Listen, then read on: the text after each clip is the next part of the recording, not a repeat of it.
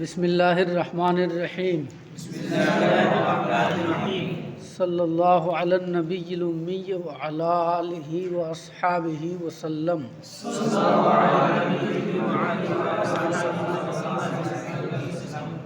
حکایت نمبر 20۔ یکے از صاحب دلاں زور آزمائے را دید،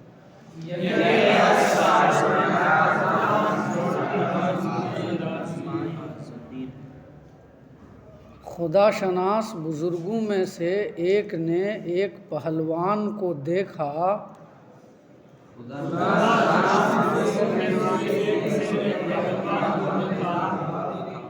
بہم بر آمدہ و در خشم شدہ و کف بر دہان انداختہ۔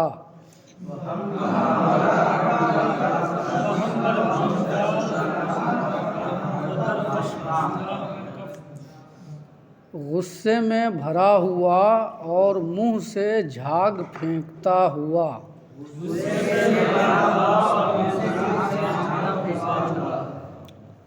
صاحب دلاں، صاحب دل کی جمع ہے، جس کا ترجمہ کئی جگہ اہل دل سے کرایا گیا۔ مراد خدا شناس بزرگ ہیں، اس لیے یہاں پر خدا شناس بزرگ ہی سے ترجمہ کرایا۔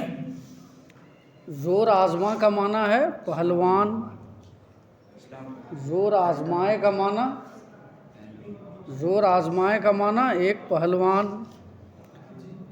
بہم بر آمدہ کا معنی غصے میں بھرا ہوا۔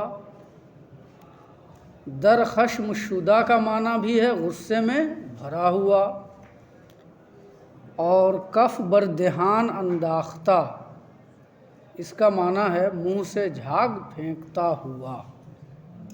لفظی ترجمہ ہے اس کا کف بر دہان انداختہ، منہ پر ہتھیلی ڈالا ہوا۔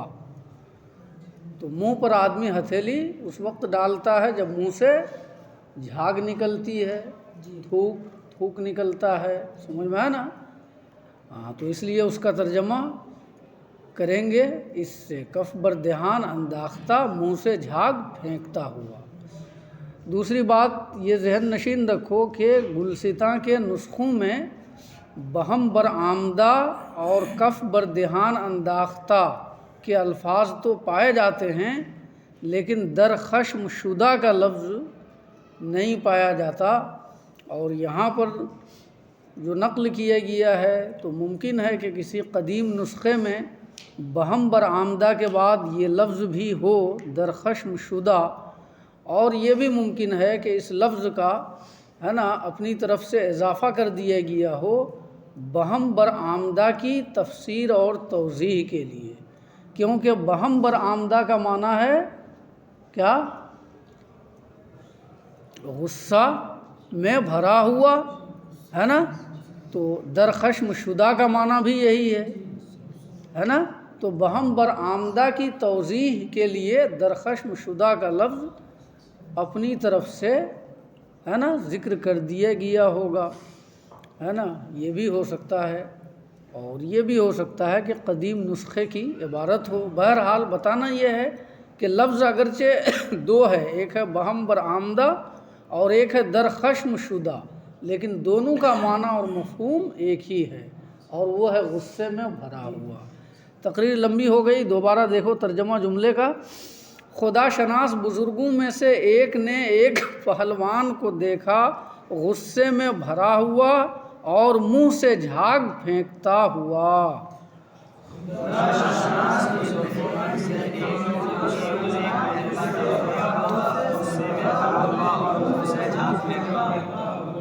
پرسید کے اورا چے حالت است،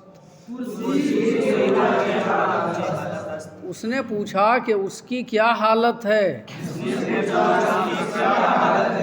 یعنی بزرگ نے پہلوان کے بارے میں پوچھا کہ اس کی کیا حالت ہے، یعنی ایسی حالت کیوں ہے اس کی جو میں دیکھ رہا ہوں۔ گفتند، لوگوں نے کہا، فلاں کس اورا دشنام دادا است، فلاں آدمی نے اسے گالی دی ہے۔ دشنام کا معنی گالی. گفت این فرو مایا ہزار من سنگ برمی دارد و طاقت سخن نمی آرد.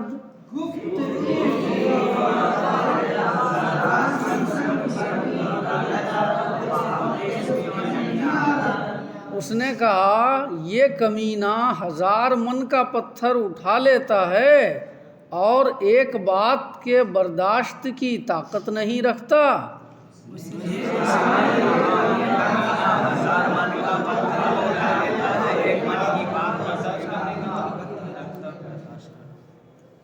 اہل دل نے کیا کہا؟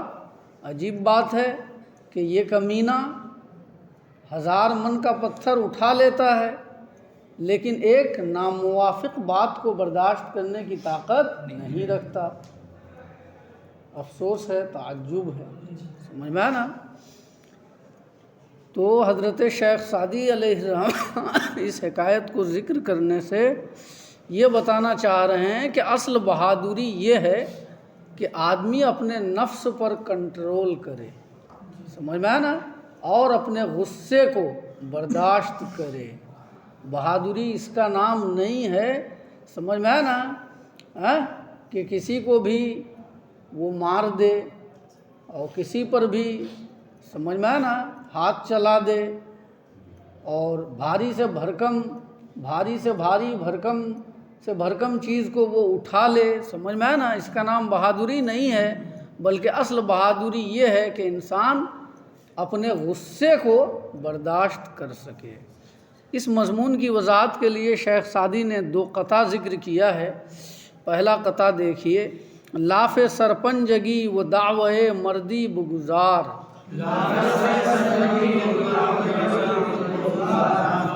عاجز نفس فرو مایا چے مردے چے زنے.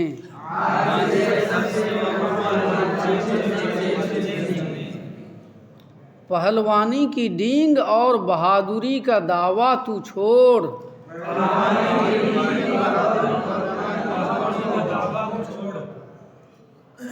کمینہ نفس سے عاجز رہنے والا مرد و عورت دونوں برابر ہے.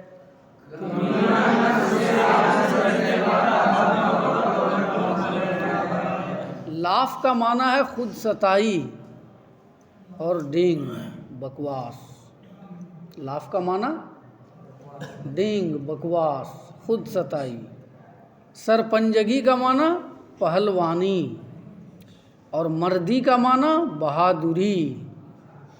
پہلے مصرعے کا ترجمہ یہ ہوا: لاف سرپنجگی و دعوے مردی بگزار. پہلوانی کی ڈینگ مارنا اور بہادری کا دعویٰ کرنا تو چھوڑ.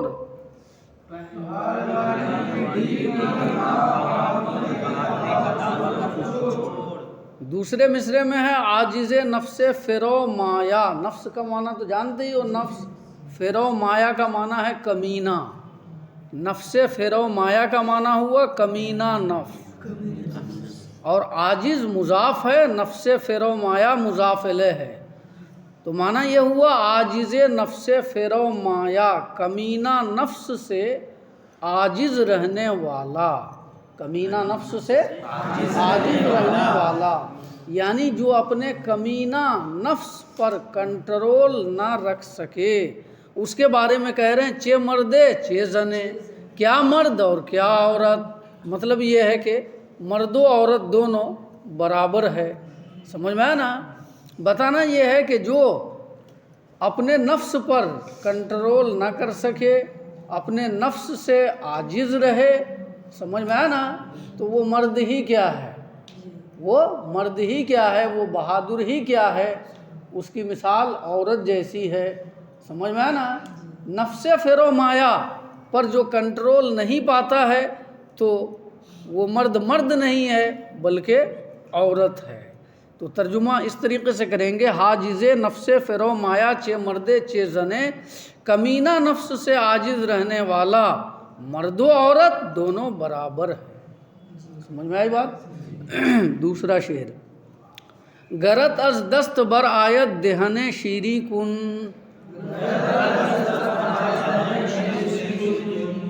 مردی آنیست کے مشتے بزنے بر دہنے،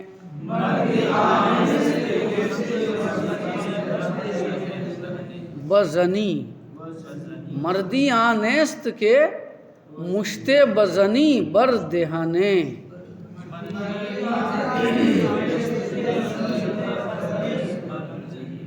اگر تجھ سے ہو سکے تو کسی کا منہ میٹھا کر،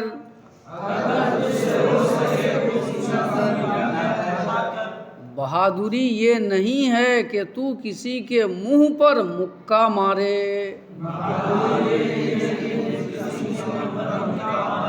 گرت از دست بر آید، گرت از دست بر آید، اس کا معنی کیا ہے؟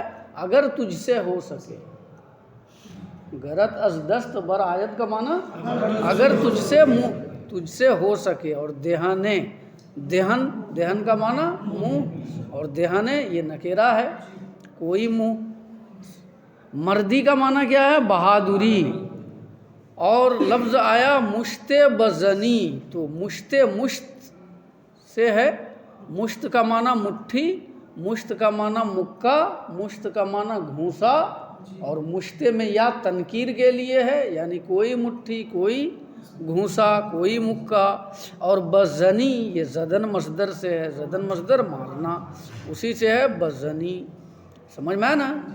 اور دہن، دہن کے آخر میں یا لگی ہے تنکیر کی، دہن کا معنی منہ ہے، تو ترجمہ سمجھ میں آیا؟ ترجمہ اس طریقے سے کریں گے اس شعر کا، گرت از دست بر آید دہن شیریں کن، اگر تجھ سے ہو سکے تو کسی کا منہ میٹھا کر، مردی آنیست کے مشتے بزنی بر دہنے، بہادری یہ نہیں ہے کہ تو کسی کے منہ پر مکہ مارے، یعنی انسان کو یہ چاہیے کہ وہ اپنے کام سے لوگوں کو خوش رکھے، سمجھ میں ہے نا؟ اپنے کام سے لوگوں کو خوش رکھے، اور اپنی ذات سے کسی کو تکلیف نہ پہنچائے، کسی کو مار دینا یہ بہادری نہیں ہے، سمجھ میں ہے نا؟ یہ قابل تعریف بات نہیں ہے، قابل تعریف بات یہ ہے کہ تو کسی کا منہ میٹھا کر، یعنی اچھا کر، اپنے عمل سے ہے نا دوسروں کا محبوب بن، سمجھ میں ہے نا؟ تو تیرا کام جو ہے لوگوں کو فائدہ پہنچانا ہونا چاہیے، نہ یہ کہ غصہ کر کے لوگوں کو نقصان پہنچانا۔ بہرحال بتانا یہ ہے کہ آدمی کو چاہیے، سمجھ میں ہے نا، کہ وہ اپنے نفس پر ناگوار سے ناگوار حالات میں کنٹرول رکھے، سمجھ میں ہے نا؟ ایک قطعہ اور ہے، اس کو بھی پڑھا دیتا ہوں 2 منٹ میں۔ قطعہ، اگر خود بردرد پیشانی پیل، نہ مردست آنکھ دروے مردمی نیست،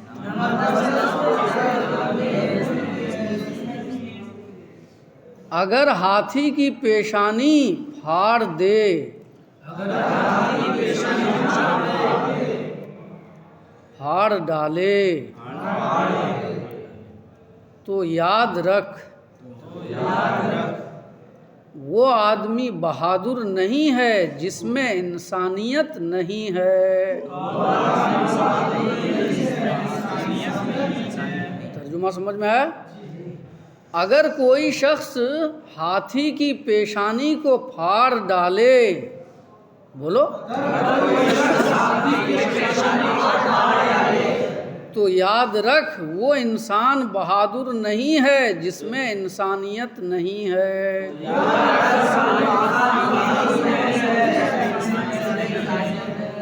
دوسرا ترجمہ بتا رہا ہوں، دیکھو، اگرچہ کوئی آدمی ہاتھی کی پیشانی کو پھاڑ ڈالے،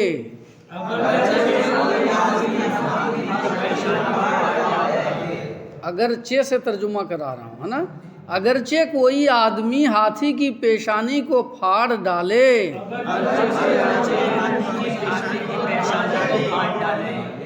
وہ انسان بہادر نہیں ہے جس میں انسانیت نہیں ہے۔ تو اگر سے بھی ترجمہ کر سکتے ہو اور اگرچہ سے بھی ترجمہ کر سکتے ہو، ہے نا. لیکن اگر سے ترجمہ کرو گے تو یہاں ایک لفظ عبارت میں مقدر ہوگا، اسی مقدر لفظ کے ترجمے میں ہے نا کہا جائے گا یاد رکھ. یعنی اس طریقے سے اگر کوئی آدمی ہاتھی کی پیشانی کو پھاڑ ڈالے تو یاد رکھ کہ وہ انسان بہادر نہیں ہے جس میں انسانیت نہیں ہے.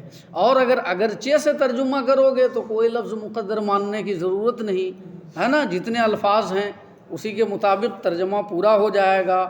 معنی ہوگا اگرچہ کوئی ہاتھی کی پیشانی کو پھاڑ دے وہ انسان بہادر نہیں ہے جس میں انسانیت نہیں ہے. اگلا شعر دیکھو. بنی آدم سرشت از خاک دارند اگر خاکی نباشد آدمی نیست.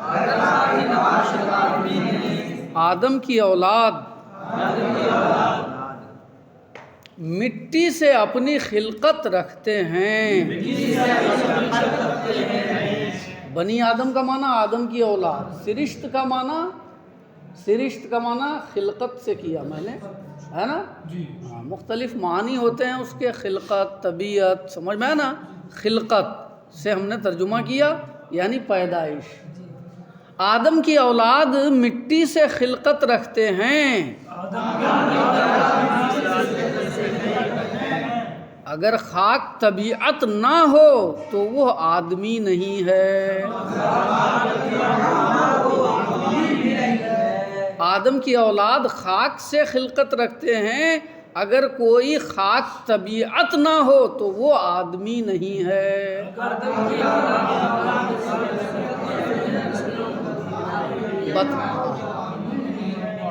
بتانا یہ ہے کہ آدم علیہ السلام کی اولاد یعنی انسان مٹی سے بنے ہیں اور مٹی کی خاصیت نیچے کو جانا ہے.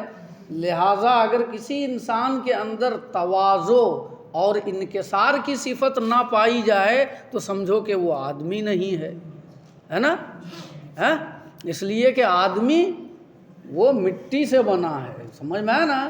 اور مٹی کی خاصیت اور طبیعت کیا ہے؟ عاجزی، انکساری، نیچے کو جانا. لہٰذا اگر کسی انسان کے اندر عاجزی اور تواضع کی صفت نہیں ہے تو پھر وہ انسان نہیں ہے.